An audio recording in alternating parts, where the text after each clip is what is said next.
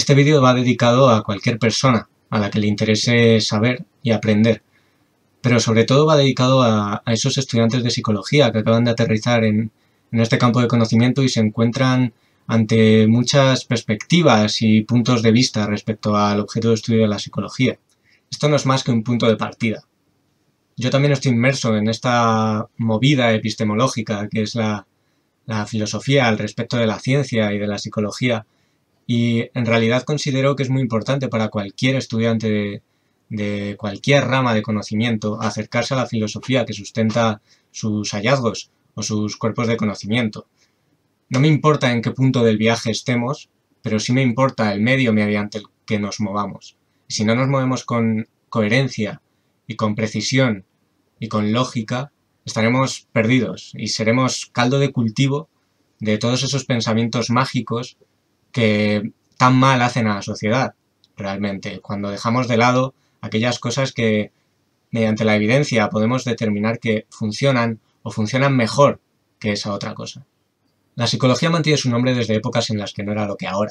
La filosofía siempre se ha prestado a estudiar el objeto de estudio de la psicología y ahora nos dotamos de la filosofía y de los métodos científicos para estudiar, ya sea entendiendo la psicología como una ciencia natural que tiene su propio objeto de estudio, como es la conducta, o como una herramienta o técnica de las ciencias de la salud, por lo menos en España. Las preguntas que se hacían los filósofos, por ser antiguas, no tienen por qué estar precisamente mal, o bien. Pero, sin embargo, en lo que me querría fijar es en el ideario, en el lenguaje y las expresiones que dejas en la sociedad cuando no revisas las ideas, cuando no revisas el campo de conocimientos que estás desarrollando. Vengo a hablar de algunas características respecto a cómo tratar la información que nos llega. Estamos en la era de la información, eso dicen, así que creo que es bastante importante saber cómo tratar la información desde un punto de vista escéptico, de pensamiento crítico, y más siendo estudiantes o profesionales de la psicología, donde todavía tenemos mucho trabajo por hacer respecto a las ideas pseudocientíficas. A su vez, por supuesto, no dejaré de lado los problemas de la ciencia. La ciencia como sistema y organización a día de hoy, y probablemente durante mucho tiempo, serán criticables, denunciables e investigables. Si es verdad que dejaré claro que la ciencia no es enemigo de nadie. La ciencia está hecha por científicos y los científicos son personas, igual que tú o yo, y premisa-consecuencia. Si las personas tienen conductas estudiables desde el análisis de la conducta, precisamente se verán reflejadas en la organización a la que pertenecen. Por otro lado, como alumno quería dejar claro la importancia de este tipo de temas, dado que en la psicología tenemos debates de muy calada profundidad. Si es verdad que tenemos más de un marco teórico que utiliza métodos científicos, pero sin embargo también hay que revisar la filosofía.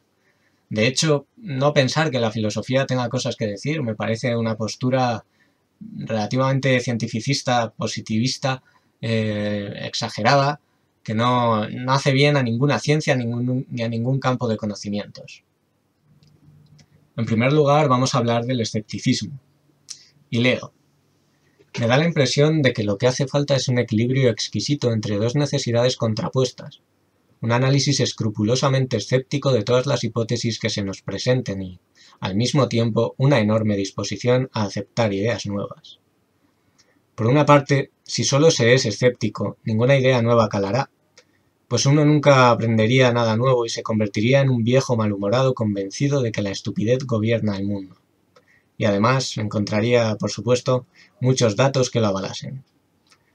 Por otra parte, si el pensamiento es virgen hasta la simpleza y no se tiene una pizca de sentido escéptico, no se puede distinguir las ideas útiles de las inútiles. Si para uno todas las ideas tienen el mismo valor, está perdido, porque entonces, a mi entender, ninguna idea vale nada. Carl Sagan. Descartes establece en su base cartesiana la duda, siendo la duda la base del pensamiento filosófico, y tendremos que diferenciar entre la duda escéptica y la duda metódica, siendo la duda escéptica base del escepticismo y la duda metódica de Descartes base del metodismo.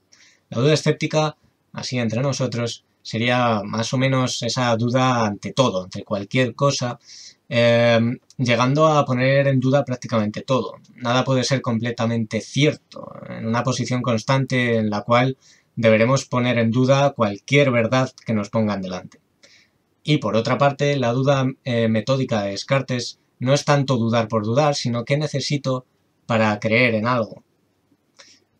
Descartes llega a tal punto de reflexión en la que llega a ese pienso luego existo, pues lo único que tiene claro es que piensa. Y ojo, no es una duda cualquiera, de hecho leemos a Descartes, dice: no imité a los escépticos que dudan solo por dudar y simulan estar siempre indecisos, al contrario, mi intención era llegar a una certeza y excavar el polvo y la arena hasta llegar a la roca o la arcilla de debajo. Poner en duda no es lo mismo que negar. Poner en duda es revisar, tener capacidad para revisar. Es un tanto complicado, pues no tenemos acceso a toda la información que necesitaríamos para que Descartes vea completada su tarea mediante la duda metódica. Sin embargo, por eso es tan importante la formación de los científicos y por eso es tan importante la elaboración de códigos deontológicos y por eso es tan importante cumplirlos, sobre todo en la psicología. Cabría hablar de otros puntos de vista que surgieron a partir de Descartes o de puntos de vista como Hume, diferenciando entre dos tipos de escepticismo, el antecedente y el consecuente.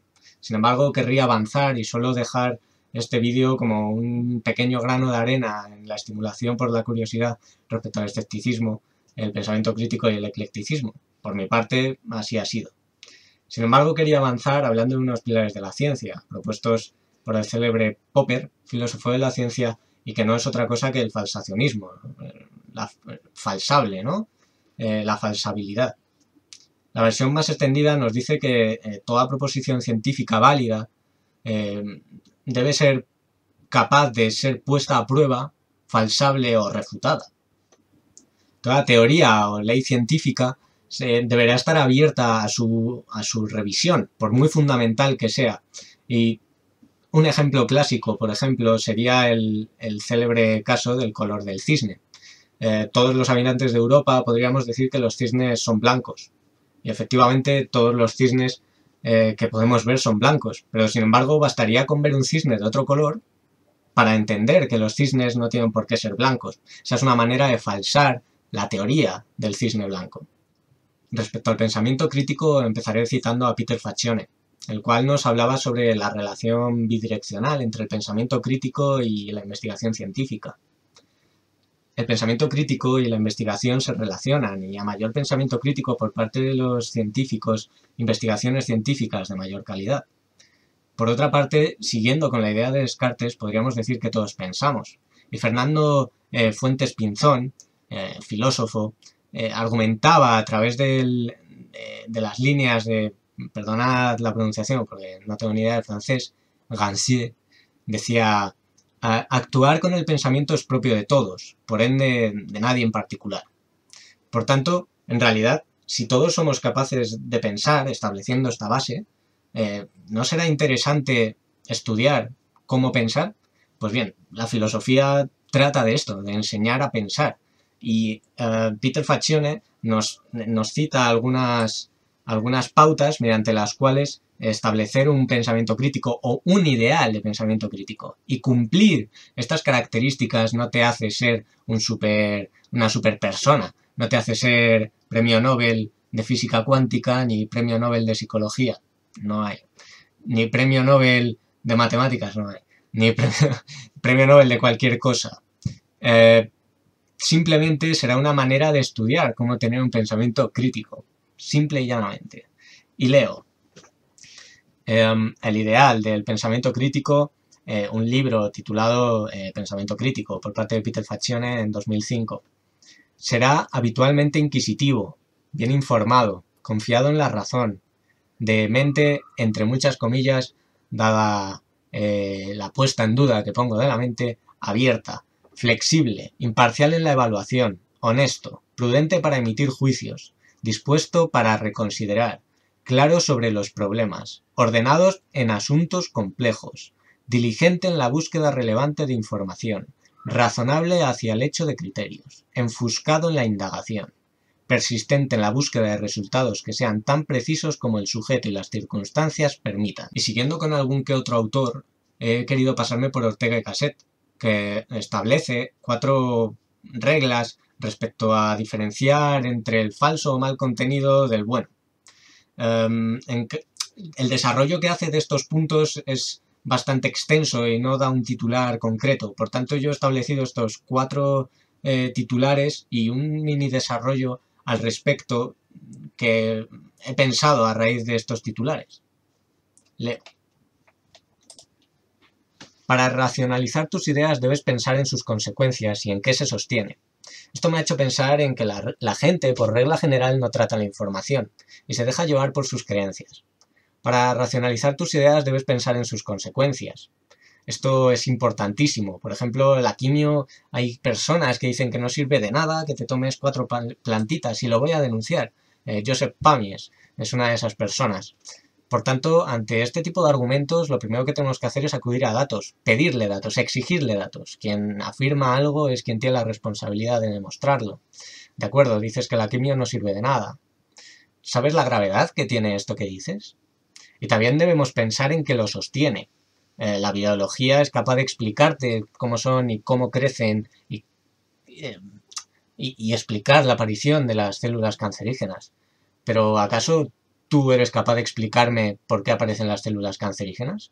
¿Por qué piensas que la quimio no funciona? ¿Y qué funcionaría? ¿Cómo sabes que funcionaría? ¿En qué te basas? ¿Sobre qué hombros andas? ¿Y en qué flaqueas? Quien hace la proposición, como os he dicho, es quien debe poner la prueba. Por otro lado, hablamos de huir de contagios. Respecto a huir de contagios, he pensado en un ejemplo bastante viralizado, por lo menos entre, digamos, la población adolescente o pre-boomer. Marina Yers, influencer, no sé a qué se dedica dentro del catálogo influencer, hablaba sobre el agua, sobre que el agua deshidrata. Tampoco estoy muy puesto al respecto, pero lo que tengo claro es que, porque lo he escuchado y he visto el vídeo más o menos completo, hablaba respecto a que el agua deshidrata. De nuevo, habría que preguntarle, ¿y quién te lo ha contado? ¿Tienes idea de la repercusión de tus palabras? ¿Cómo puedes concluir que el agua deshidrata? Podemos concluir, efectivamente, que Marina Yers tiene una capacidad de pensamiento crítico de menos 124.938. El siguiente punto de Ortega y Gasset lo he titulado Apertura de mente. De nuevo concuerda con Peter Faccione y utiliza esa herencia del lenguaje al hablar de la mente. Yo lo voy a hablar, estar abierto a opiniones, descubrimientos, elucubraciones que innovan. No puedo despreciar sistemáticamente la información que no me convence. Por supuesto, no es lo mismo alguien que me habla sobre la importancia de estudiar la utilización de la lejía para el COVID y otra es que quieras que a día de hoy, 100 días después del COVID, comercialicemos algo así porque te convenza. Habrá que estudiarlo, habrá que mirar los efectos secundarios. Hay que escuchar y saber si es posible. No basta con una experiencia personal, aunque hay estudios metodológicos de un sujeto experimental, pero es un método científico. Si practicas un método científico para una persona, para ciertos aspectos, no será suficiente. Necesitaremos replicabilidad, necesitaremos falsabilidad, etc. Respecto al último punto de Ortega y Gasset, normalmente lo que apoya a la mayoría suele ser lo erróneo. De nuevo, me recuerda al caso de los contagios, me recuerda al caso de Marina Yers, pero en este caso me ha recordado a ese pensamiento de que muchas veces lo que diga la mayoría no tiene por qué ser cierto. Tampoco tiene por qué ser errado en realidad. Pero sin embargo entiendo lo que quiere decir Ortega y Gasset. Una mentira dicha 1000 veces se puede convertir en verdad. Hay variables y razones para pensar en algo así. Pienso, por ejemplo, en los motivadores y emprendedores tan productivos de las redes sociales. Tanto hablar sobre que vas a conseguir lo que te propongas cuando pienso que no es verdad. Yo no voy a conseguir lo que me proponga, voy a conseguir cosas y haré lo posible por conseguirlas, pero no me vendas la moto y menos si tu proyecto de emprendimiento es que te pague porque me formes para ser como tú. Que así cualquiera. Pasamos al último de estos 3 términos, el eclecticismo. No tiene una definición unitaria, dado que hay personas que lo consideran un lastre para el progreso científico y personas que lo consideran todo un logro, dado que lo definen como coger lo mejor de cada teoría, de cada marco teórico. El eclecticismo no es novedoso, está vinculado al progreso de la filosofía en su afán por vincular o unir el materialismo y el idealismo en una doctrina única. Desde mi posición podré decir que estoy en contra del eclecticismo, que me parece una trampa, que me parece el no mojarse y me parece el no haber priorizado el conocimiento a la aplicación, al oficio. Me parece errado tanto en el estudio, tanto en la predicción, explicación y descripción de la realidad de nuestro objeto de estudio, como en las aplicaciones que son consecuencia de lo que hayamos hecho en ese estudio, del objeto de estudio propiamente dicho. He dicho estudio 4 veces. Continuamos. Centrándonos en lo segundo, en las aplicaciones, y añadiendo a lo que he dicho hace unos segundos, diré que aparte de la priorización de la profesión respecto a la obtención de conocimiento, también pienso que es una salida fácil. También pienso que es el yo no me mojo y del propio de quien quiere acabar con esto lo antes posible y no tener muchos quebraderos de cabeza. Buscando información al respecto, encuentro que en la psicología del siglo XX fueron surgiendo modelos e intervenciones desde distintos marcos teóricos y los profesionales que practican el eclecticismo o se plantean practicarlo intentan coger lo que más les convence, supongo, personalmente respecto a cada uno de estos modelos.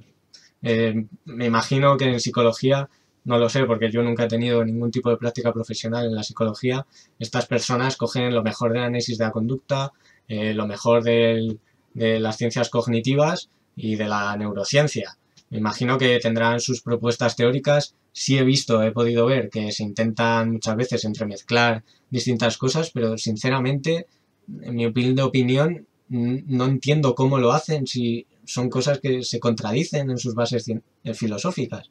No tiene sentido.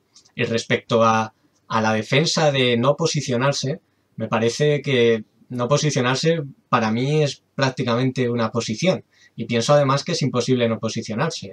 Decía Vygotsky, la unión acrítica de lo uno y lo otro conduce a una brusca deformación de toda la cuestión. Y me parece súper acertado y me clarifica mucho, porque no me imagino estudiar un objeto de estudio desde distintas consideraciones. Es como estudiar si el sol quema, por una parte mediante la física y la química y quizá la biología en la reacción de mi cuerpo, y desde un punto de vista esotérico, siendo los rayos del sol, sin querer faltar el respeto a nadie ni a sus creencias, siendo los rayos del sol mandados por druidas que viven detrás de las estrellas. Me parece inconcebible. Esto espero que no se entienda como una falacia de reducción al absurdo, pero trayéndolo al debate psicológico, me parece difícil unir el monismo y el dualismo, por ejemplo, o el libre albedrío y el determinismo. Me parece difícil. Y siguiendo con la aportación de Parkio, que como todo vais a tener una buena lista de bibliografía al respecto, leo. El eclecticismo sugiere apertura mental, conciliación o incluso, según el contexto en que se escuche, cosmopolitismo, multiculturalidad o estilo democrático. Esto lo hace atractivo, sin duda. Y además continúa Eparquio. Nos habla también de la psicología clínica y sanitaria, en concreto donde el modelo ecléctico perdura y hasta suena lógico y creíble. Y dice, no, es que yo, dependiendo del tipo de cliente y del problema, elijo el tipo de terapia más adecuada. Gestalt, psicoanálisis, terapia de aceptación y compromiso. Cada persona es un mundo. Bueno, a mí me parece un alegato, me parece pobrísimo, me parece la excusa del timo, ¿sabéis? O sea, me parece que si la persona en la que tengo que volcar mis esperanzas de que haga un buen trabajo no sabe ni qué hace, porque hacer todo eso mezclado significa que no sabes qué haces. No tienes interiorizado ningún conocimiento. Estás programando en 1000 lenguajes de programación a la vez, inconexos. No van a compilar, no van a funcionar. Es que no tiene, para mí no tiene sentido, para mí es timar. Y pediré siempre que no timen. Uno de los principios del enfoque científico de los tratamientos, además de encontrar intervenciones eficaces, conlleva explicar por qué funcionan. No basta con que algo funcione. Hay que saber por qué. Lo decía Juanan en Twitter. Os recomiendo a todos que le sigáis. Hace una divulgación de calidad. Por último, quería hacer un pequeño acercamiento también a la ciencia. A hablar sobre ciencia. Y Skinner, por ejemplo, en su libro Ciencia y Conducta Humana dedica muchas hojas. De hecho, los primeros capítulos hablan de ciencia, de si es posible una ciencia de la conducta.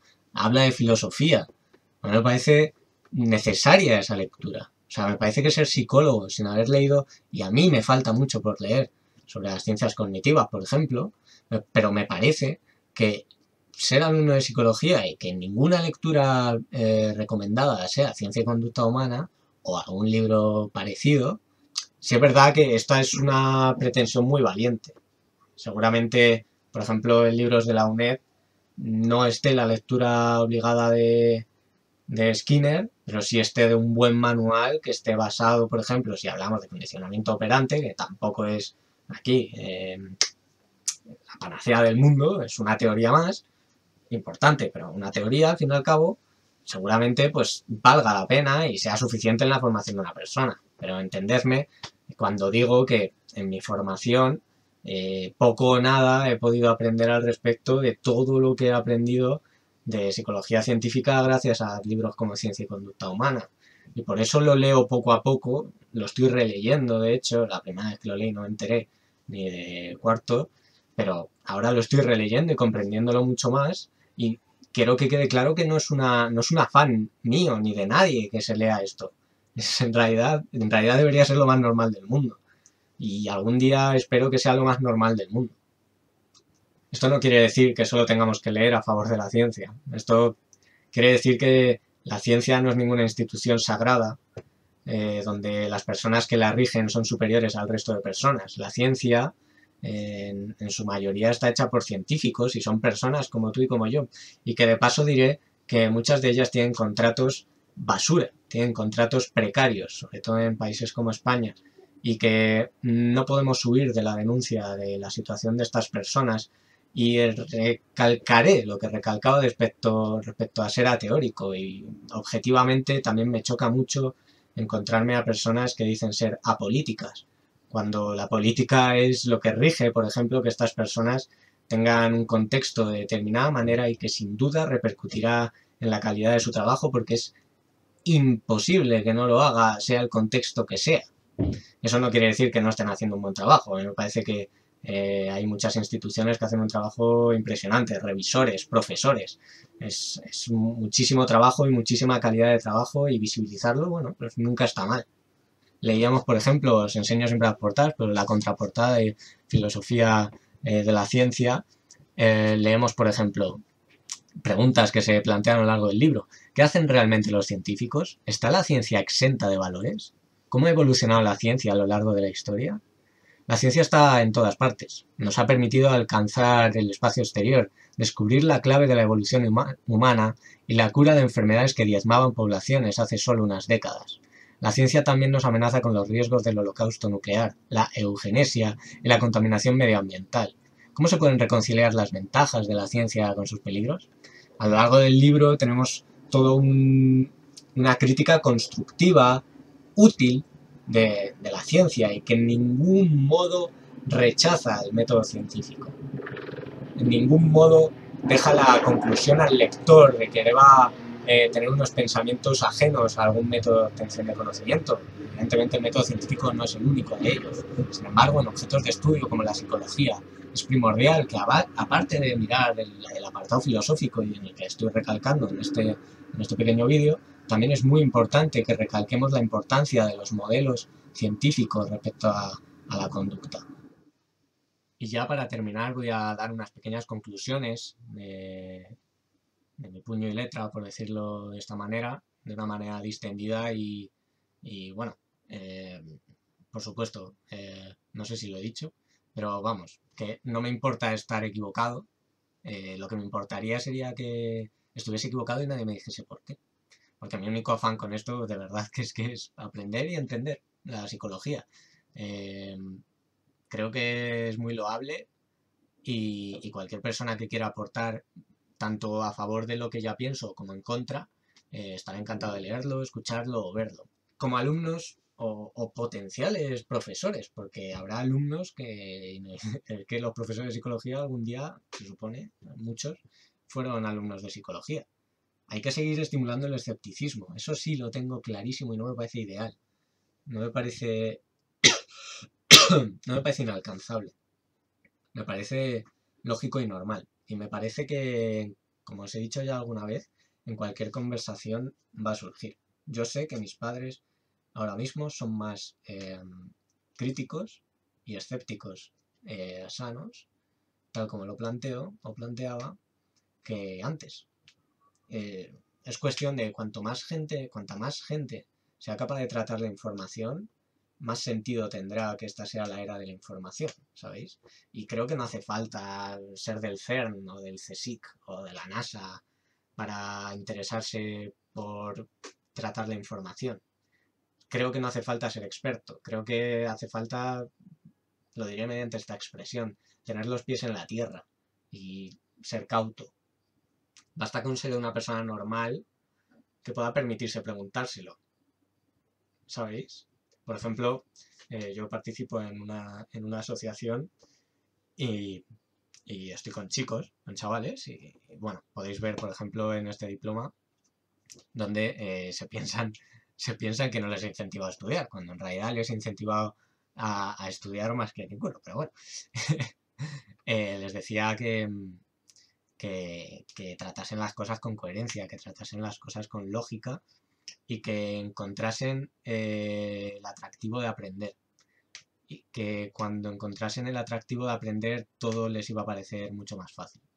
Pero claro, esto es magia de nuevo, esto son palabras vacías. Lo que pasa es que yo a un niño no le puedo dar una chapa real al respecto de lo que pienso. Sin embargo, le dejo un pozo que espero que en el futuro sea positivo. Eso espero. Por último, el pensamiento crítico es esencial para la sociedad. Eso no tengo ninguna duda. Y la sociedad está formada por personas, así que lo que os he comentado antes respecto a en cada conversación me parece importantísimo. Y no quiero dejar de lado que hay que preguntarse las cosas, hay que ser muy crítico y, y que no pasa nada por no tener todas las respuestas. Y que realmente somos un parpadeo en la vista de la humanidad y de la vida. O sea, no somos prácticamente nada y creo que aceptarlo no está de más para tener una postura más cercana a un pensamiento crítico, en mi opinión. Y bonus track, lo que da título a este vídeo, cautela y decisión, que es un aforismo, un dogma, al que me adscribo. Y con él me refiero a todo esto que os he comentado ahora, que me he explayado un poco. La cautela es ese no me sé todo y todo no se puede saber, puede que esté equivocado. Tengan presente la responsabilidad y coherencia que son irrenunciables y con las que trato la información. Y la decisión es respecto a que es imposible no situarse. La decisión es respecto a ser capaz de defender mis ideas y